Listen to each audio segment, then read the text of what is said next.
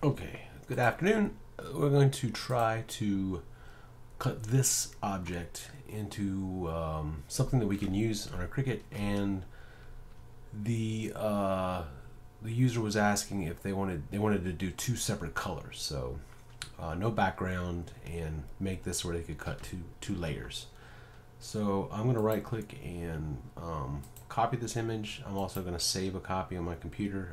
I've already done this in my downloads, so you just hit save as, and I've saved it as this compass tutorial. So there's two ways to get it into Inkscape. I'm going to just go to Inkscape, Inkscape, download, and just make sure that we get I'll show you the official site. Yeah, this here, it's just inkscape.org. And then download your version if you're on Windows or Mac or whatever.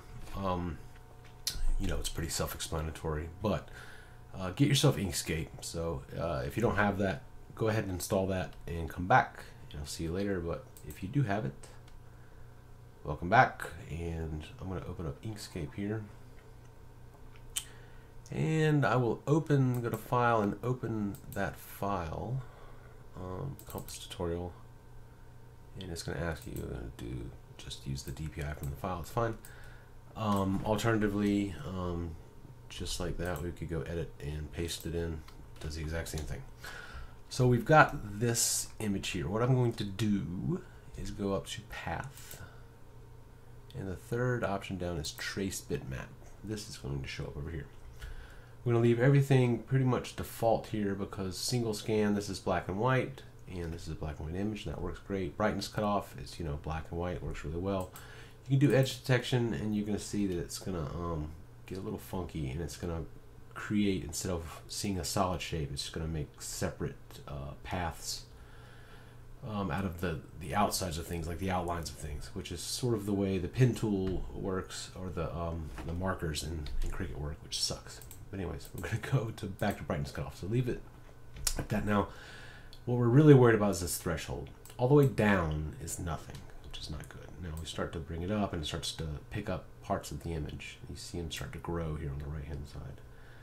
And it's real kind of fuzzy and funky. And then it starts to fill in some lines, but they're not quite closed yet. We're going to keep going, and then we're getting a lot of fuzz around it, and we're getting some of this dark gray coming in, so we need to back that off a little bit. I'm going to keep backing it off. Now when I'm getting close, I'm going to go to the arrow keys here, or the plus and minus here, and just back it off. I see a little dot down there. That looks pretty good. Now the problem is if I go too much, some of these lines aren't going to close. So I'm going to keep it right around there, and I'm going to just hit apply. Doesn't look like much happened here. What happened is we now have this new SVG, and this is our old PNG or JPEG or whatever it was. So if we needed to keep this for color reference, we could, but we don't because it's black and white. And so I'm just going to hit the delete key and get rid of that. I'll move this one back in. I'm going to hold down my control, and while my mouse isn't sitting on top of the thing, I'm going to hold down control, roll the mouse wheel to zoom in and out. You can hold the mouse wheel in to scroll around, or hold down the space bar and move your mouse, and that moves around the canvas. If you don't have a middle mouse button, not everybody does. So this is now infinitely scalable, so you can see that the more I zoom in, it never gets blurry, and that's what the point of an SVG is. Also, so it can be easily cut, because this is made up of nodes, little dots that the computer uses.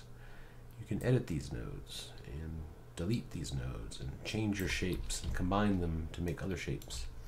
You can also zoom in and say, if you don't like this big bump here, you can just go to that node, and you can either use these handles to straighten set out, or just, you know, get rid of that one, and maybe get rid of that one, and maybe right click that one, or now maybe go up here and say, let's make it a straight one or something like that, and then sort of tuck it down like that. Anyways, it's a little more advanced, but you can sort of edit these things and get some of the waves out. Maybe you like the waves, but little harsh angles, you know, that are going to cut weird, or if you end up having trouble with cutting a part, you could always come in here and maybe make a part thicker or something like that. There's lots of cool tools in here. You can use, like holding down the control key and hitting your 0 on your keyboard, which is the the curved brackets, control and the curved brackets will make an offset and make lines thicker. So I'm gonna hit Control Z. Control Zebra is undo. It's very important. You can also go to Edit, Undo. You'll see that the shortcut there is Control Z. So all we've done now is we went and opened or pasted our image in. You can see when you zoom into this, it's very nasty. So that's why we do this.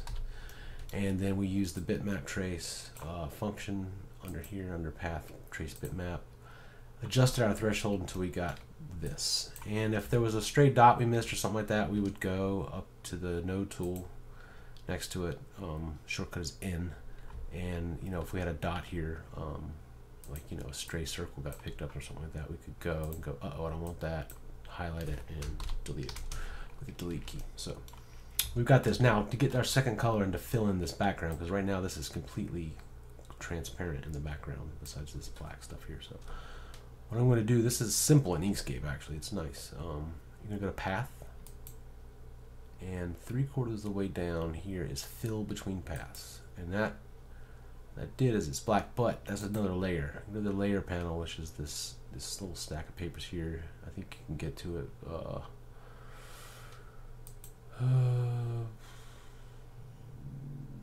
The layers panel, extensions. It should always be there. I'll get back to you with that. I'm sure that it's always there. But show hide, yeah, show hide. Toolbars. I don't know, it's always there. So this is the layers panel. Or you can click over here on this little drop down here and click the one that you're looking for.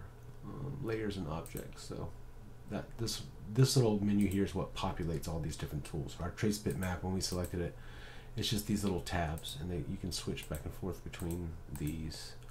This is how to align things. It's a lot of stuff in here, but for right now we're just focusing on this.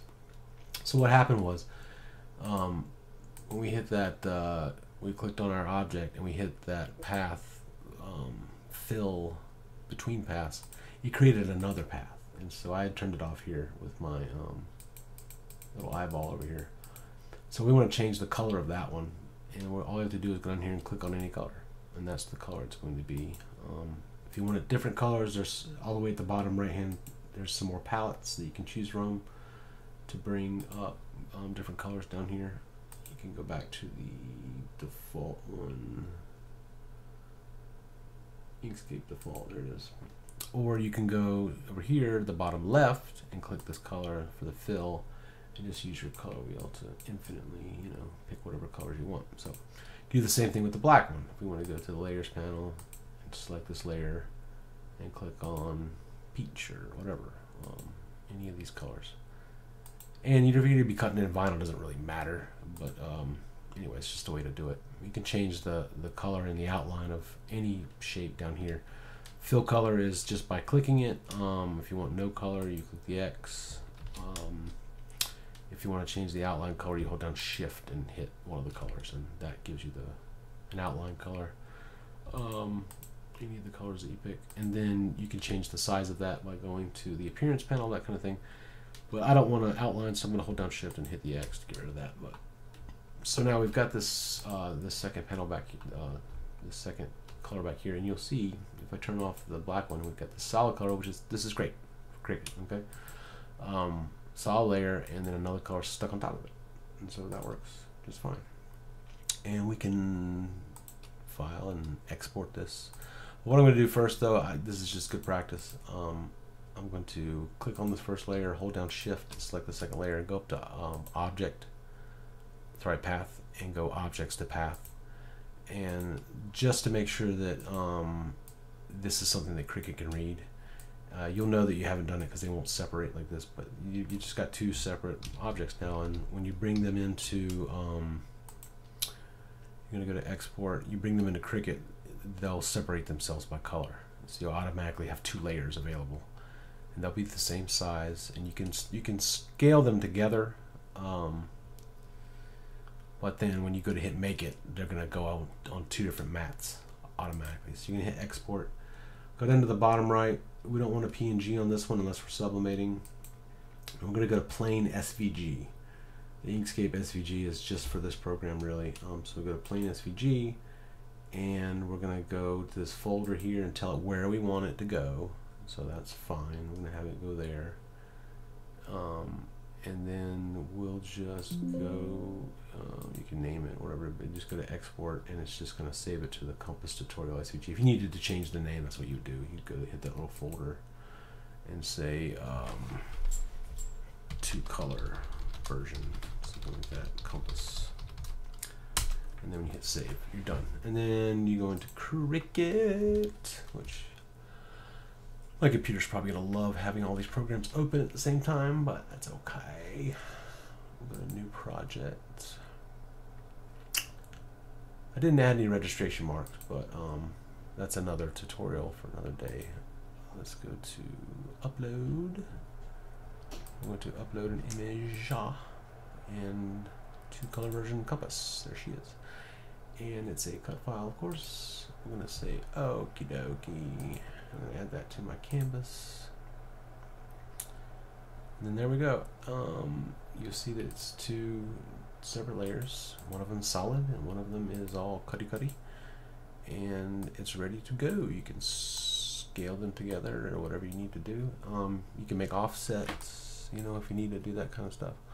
But this is ready to cut.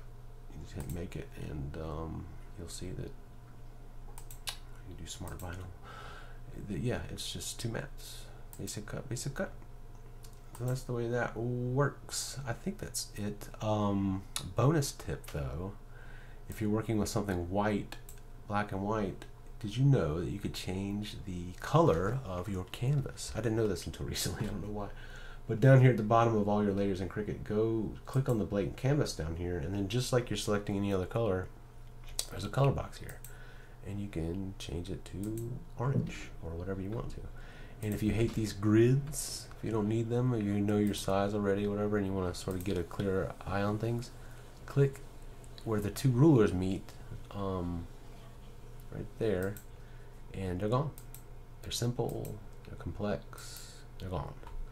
And I don't know, I just kind of like working, I like working in a cleaner space. I hate this program anyways. I don't know why it just zoomed in like crazy. It doesn't like, I use the mouse wheel a lot and it doesn't like me. It doesn't like me at all. I gotta zoom way out and then go up there again. Anyways, that's my only downfall is working in this program. It doesn't like, I'm so used to grabbing that mouse wheel and it just wrecks everything when I do that. If I don't have my mouse hovered over the area I want to zoom into, it goes off the reservation. Faux show. Alright, well that was my bonus tip. If it helps. Okay, well that's it for this one today. Lots of other stuff to dig into in this software. Not my first choice of software. I'm an Affinity guy, but Inkscape is free and it's very powerful. So take a look at it. I think you'll like it. Cheers.